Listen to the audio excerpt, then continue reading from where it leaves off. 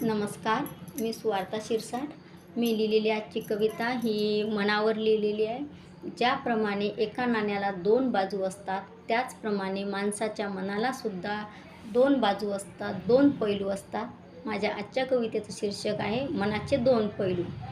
की मन हे अणुरेणूहून लहान, मन हे अणुरेणूहून लहान, मन पर्वताहून महान, मन थेंब पावसाचा, मन सागराहून महान, मन थेंब पावसाचा, मन सागराहून महान, मन वाळवंटी वाट, मन हे वाळवंटी वाट, नाग वळणी हा घाट, मन हलके फुल पाखरू गगनाला भेटे थेट, मन हलके फुल पाखरू गगनाला भेटे थेट, मन देवाचे देवालय, मन हे देवाचे देवालय, मन संशय कल्लोळ, मन तलवार दुधारी क्षणातारी क्षणामारी, मन तलवार दुधारी क्षणातारी क्षणामारी, मन